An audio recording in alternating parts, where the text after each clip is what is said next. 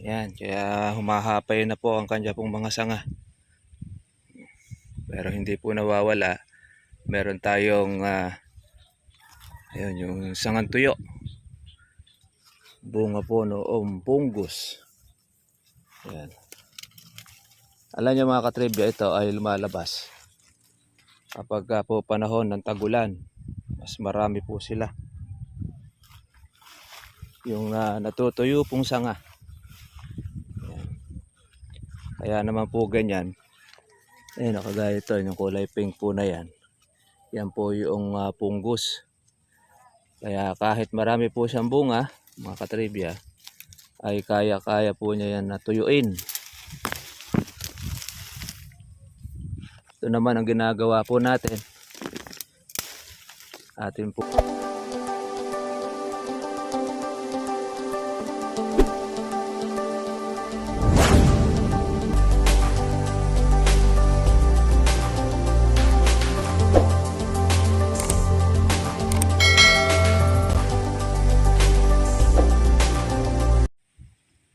Ito na mga ka-farmers po, yung bunga ng ating kalamansi. Ayan. Ang dami. Grabe. Unti-unti na po siyang mga lumalaki. Yan, kaya humahapay na po ang kanya pong mga sanga. Pero hindi po nawawala. Meron tayong ayun, yung sangang tuyo. Bunga po noong punggos. Yan. Alam niyo mga katribya, ito ay lumalabas kapag po panahon ng tagulan. Mas marami po sila. Yung natutuyo pong sanga. Yan. Kaya naman po ganyan. Ayun, nakagaya ito, yung kulay pink po na yan. Yan po yung punggos.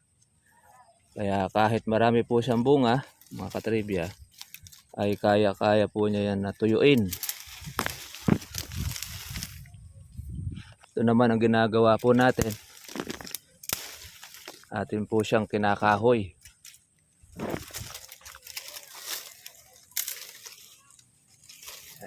Naalis.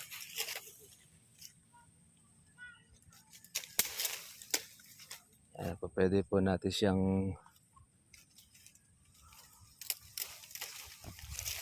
itakin or lagare.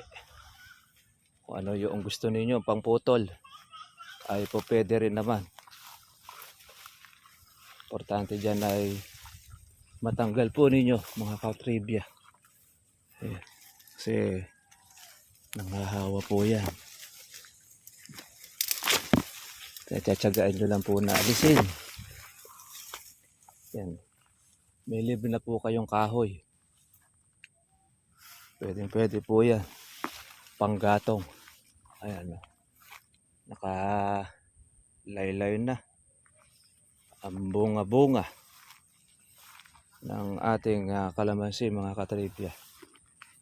Yan. Ano. Marami-rami rin po tayong alisin po ng ating sangang tuyo. Isa't po yan mga ka-farmers ay tatamaan po ng punggos. Unti-unti na po yan na masisira yung bunga. Ayan, kagaya nito. Yan. Yung puti na ito. Pasensya na kayo mga ka-farmers at marumi po yung kamay natin. Galing po tayo sa ating pong pagdadamo sa ating sili. Sa umpisa yan ay sariwa. Pero pag kayo mga ka-farmers po ay tumagal, unti-unti na po yan nalalanta. Natutuyo po ang kanyang sanga dahil dun sa punggos. Nagiging ganito na po itsura niya. Yan. Nagiging sangang tuyo. Pagka po sangang tuyo na siya, yan, yung bawat katabi niya dadamay. Kaya minsan magugulat ka. Marami na po siyang nadamay. Ito.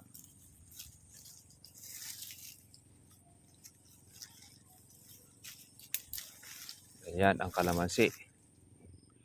Pinag-aaralan nyo rin po mga ka-farmers. Hindi po tayo po pwede mag-apply ng ating anti-fungus kapag galing po ng ulanan. Kasi lalo lang po magti-trigger yung ating kalamansi. Lalo lang po siya masasaktan. Kaya lang muna natin siya makapagpahinga. Pinaka-the best po dyan ay putol. Yan, sabi ninyo. Isang buo yung nalalantanan niya. Kaya kahit marami pong bunga, kayang-kaya po niya siyang masira. Sa pamamagitan po ng isang tuyo ng punggos. Kaya una po niyan, ayan o.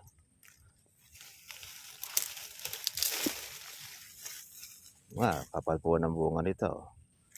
Pero nadali po siya ng punggos. Oh. Yan ang karaniwang sakit ng kalamansi kapag ka po tagulan. Kaya tayo naman ay naagad po natin.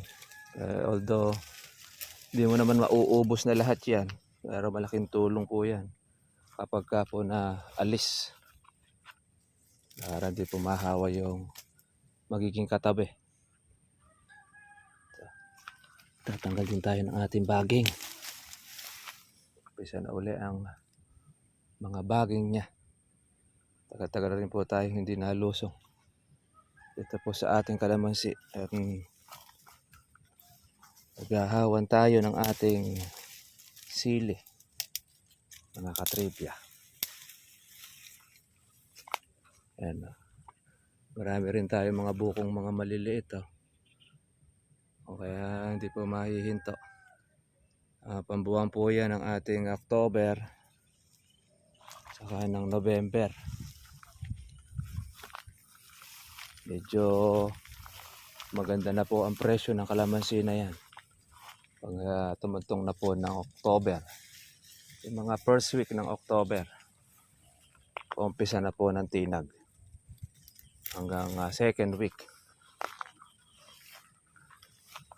Pero yung halos yung buong September, asahan na po natin yan. Yan po ang pinaka putik na presyo ng ating kalamansi ang buwan ng September. Hindi naman na tayo umaasa po dyan. Pero dadaan na lang po natin sa dami ng bunga, mga katribya. Yan naman po ito.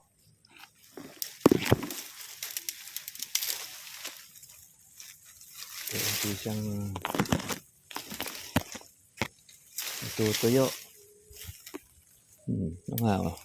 Ito yung katabi niya, nahawa na. Okay sana kung medyo malaki-laki na. Pwede na po natin siya makuha. Pero maliit-liit pa. Ayan, lalanta. Kaya dulot ng punggos mga ka-farmers ay ang pag-uulan, tapos magiging maaraw. Kaya matutuyo po sa sanga. Kaya tutubuan po ng mga kulapo. Kaya pagka po kinula po, kaya mag-uumpisa na po yan. Yun po ang punggos. Kinukula pong sanga. Meron naman tayo mga ka-farmers po na nabibili para sa anti-punggos. Kaya lang, hindi na po natin ina-avail at pagka ganito hindi ka rin makapag-spray na matino. Maayos. At saka, pagka po galing po sa ulanan mga ka-farmers, mahirap po tayo mag-apula po nitong ating pampunggos. Dahil lalo siya magti-trigger.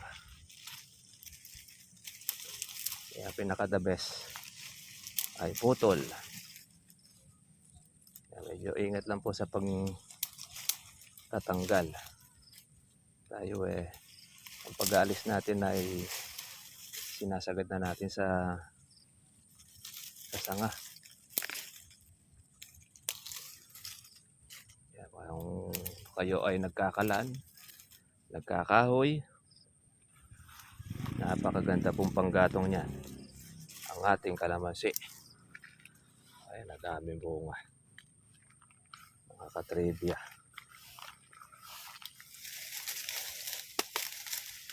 Kaya lang hindi natin alam ang magiging presyo kapag ito ay atin na pong pinitas. Ayan, meron rin tayong bagging.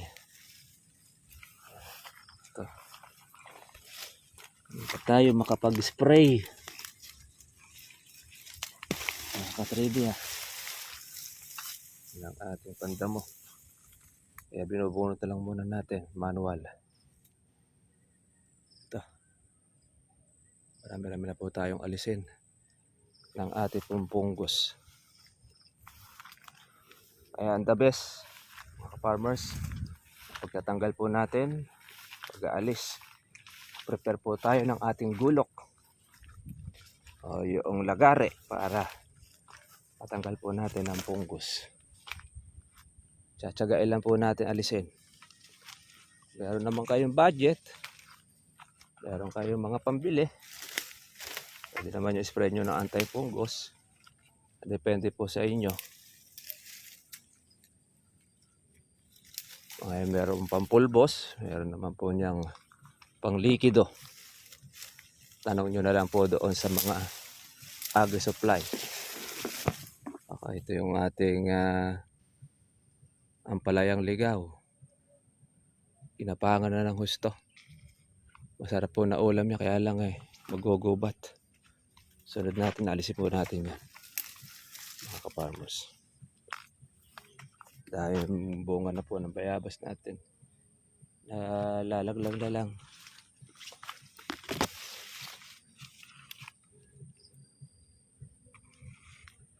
Lahat ipitasin.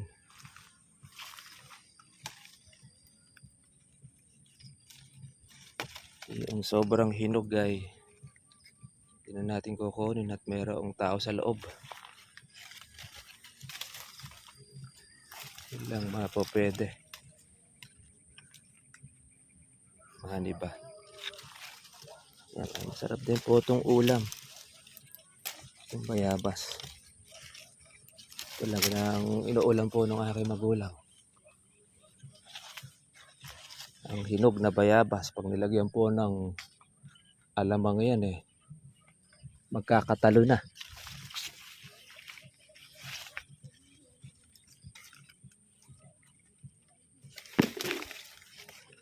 Yan.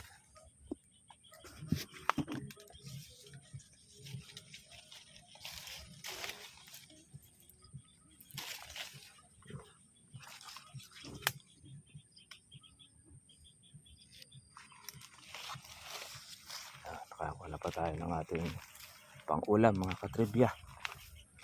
Okay, hapon na po at tayo po ay uwi na muna. Umulan po mga ka-farmers ng kaunti, pagya, makabasa ang baro. Medyo napahinga ang ating lupa sa matinding ulanan, pero meron naman po tayong bagyo at sunod-sunod. Grabe, ayaw tantanan po ang Pilipinas. Buti na lang po ay hindi po sa atin sumisentro. Ang presyo ng kalamansi natin 650, 700, depende po sa size o laki, depende rin sa barat ng buyer. Barat ng buyer, mas mababa. Pagka hindi naman, taas ang kalamansi. Paano mga farmers, kita po tayo bukas para susunod po natin vlog. God bless sa inyo lahat. Okay.